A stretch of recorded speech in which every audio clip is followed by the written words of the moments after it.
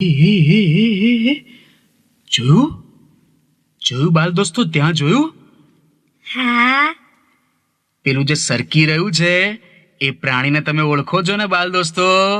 મગરભાઈ. શાબાશ, એકદમ સાચી વાત. એ પ્રાણીનું નામ મગરભાઈ.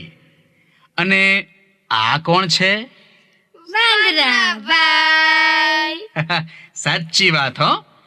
તો પછી હવે આ બંનેની વાર્તા સાંભળો, મગરની અને વાંદરાની વાર્તા.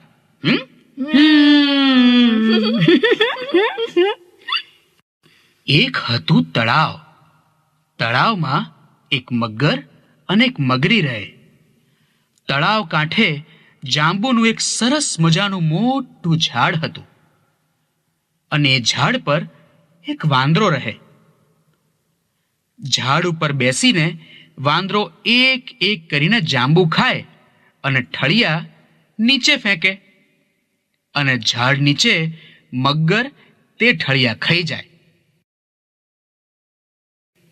વાંદરો જાંબુ પણ ખાવા માટે મગરને આપે. મગર તે જાંબુ ખાય નહીં, પરંતુ એ જાંબુ ઘરે લઈ જાય પોતાની મગરી માટે. કોના માટે? મગરી માટે. મગરની મગરી. મીઠા મજાના સરસ જાંબુ ખાઈ એ મગરી આ મગરને કહે, જાંબુ મીઠા છે. આ ખાનાર વાંદરાનું કાળજું પણ મીઠું જ હશે. તમે એ વાંદરાને ઘેર લઈ આવો. આપણે એના કાળજાની ઉજાણી કરીએ. ભાઈ મગરને પણ આ વાત ગમી ગઈ અને તે વાંદરા પાસે ગયો અને પોતાને ઘેર જમવા આવવા માટે એણે પેલા વાંદરાને કહ્યું. વાંદરો કહે, મગરભાઈ, મને તો છે ને તરતા નથી આવડતું. વૂપ વૂપ, હવે શું કરીશું? વૂપ વૂપ. આ સાંભળી મગર બોલ્યો, વાંદરાભાઈ, તમે એમ કરો, મારી પીઠ ઉપર બેસી જાઓ, હું તમને લઈ જઈશ. વાંદરાને તો આ વાત ગમી. વાંદરો તરત જ નીચે આવી ગયો. તે મગરની પીઠ પર બેસી ગયો અને તરત જ સરકતો સરકતો સરકતો મગર પાણીમાં તરવા લાગ્યો અને વાંદરાને લઈને મગરી પાસે લઈ ગયો. મગર ઉપર બેઠો બંદર ચાલી સવારી સરસર સરસર. મગર ઉપર બેઠો બંદર ચાલી સવારી સરસર સરસર. શાબાશ. રસ્તામાં મગરે વાંદરાને સાચી વાત કહી દીધી. એ સાંભળી વાંદરો તો ભાઈ ચિંતા કરવા લાગ્યો.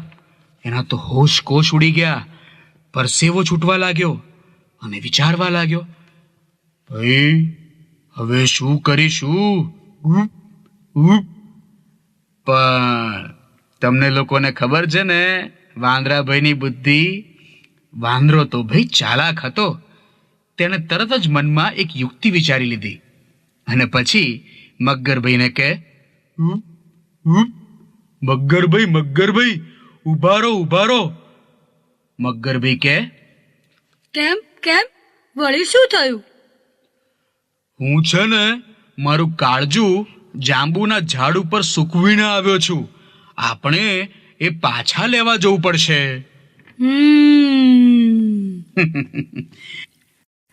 વાંદરાભાઈની આ વાત પેલો મૂર્ખ મગર માની ગયો ને તરત ઝાડ તરફ પાછો વળ્યો. મગર ઉપર બેઠો બંદર ચાલી સવારી સરસર સરસર. મગર ઉપર બેઠો બંદર ચાલી સવારી સરસર સરસર. ને પેલો મગર તરતો તરતો ઝાડ નજીક પાછો આવ્યો. આવતાની સાથે જ પેલો વાંદરો છપાક કરતો કૂદકો મારી તરત જ ઝાડ ઉપર ચડી ગયો. થોડીક વાર રાહ જોઈ મગર કંટાળ્યો. પછી મગર કહે, વાંદરાભાઈ, હવે કેટલી વાર છે? આ સાંભળી વાંદરો બોલ્યો, એ મૂર્ખ મગર ભાઈ, કાળજું તો છે ને શરીરમાં જ હોય. આ તો તમારાથી બચવા માટે મેં આ યુક્તિ કરી હતી અને તમને ખબર ના પડી.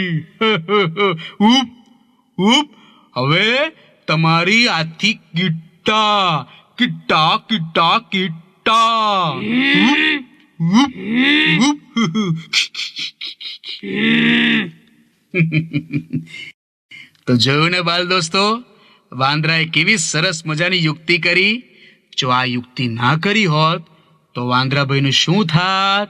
વાંદરાભાઈ મરી ગયા પણ એમની બુદ્ધિએ એમને બચાવી લીધા, ખરું ને? માટે જ કહ્યું છે બાળ દોસ્તો કે જે કામ બળથી ન થાય તે કામ કળથી થાય. સમજ્યા?